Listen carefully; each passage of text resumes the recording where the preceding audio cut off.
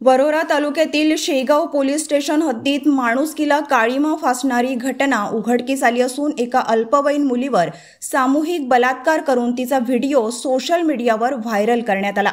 या घटनेत 3 आरोपींना पोलिसांनी ताब्यात घेतले असून त्यांच्यावर पॉक्स अंतर्गत गुन्हा दाखल करण्यात आला।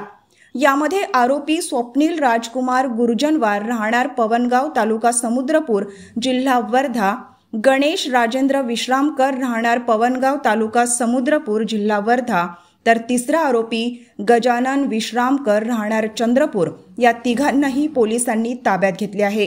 या घटनेचे गांभीर्य लक्षात घेता पोलीस अधीक्षक यांनी कुठलीही अनुचित घटना घडू नये म्हणून दंगा नियंत्रण पथक पाचारण केले।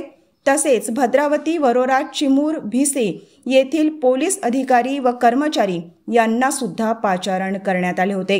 11 जुलै 2025 रोजी दुपारी 1:30 ते 2 वाजेच्या दरम्यान पीडित मुलगी आणि तिचे वडील पोलीस स्टेशन शेगाव येथे येऊन तक्रार दिली की दिनांक 24 मे 2025 रोजी आरोपीने तिच्यासोबत अत्याचार करून सदर अत्याचाराचे व्हिडिओ तयार करून सोशल मीडियावर व्हायरल केले आहे। यावरून सदर तक्रारीची शेगाव पोलिसांनी तात्काळ दखल घेऊन यातील 3 आरोपी निष्पन्न करून त्यांना ताब्यात घेण्यात आले आहे। पोलीस स्टेशन शेगाव येथे सदर प्रकरणी संबंधित आरोपितांविरुद्ध कलम 72, 123 भारतीय न्याय संहिता 2023 सह कलम 4-6 पोक्सो कायदा सह कलम 66, 67 माहिती व तंत्रज्ञान अधिनियम अन्वये गुन्हा नोंदवण्यात आला आहे। गुन्ह्याचे गांभीर्य लक्षात घेता सदर गुन्ह्यात वरिष्ठ अधिकारी यांनी भेट दिली असून वरिष्ठांच्या मार्गदर्शनाखाली सदर गुन्ह्याचा तपास मी स्वतः उपविभागीय पोलीस अधिकारी चिमूर करीत आहोत।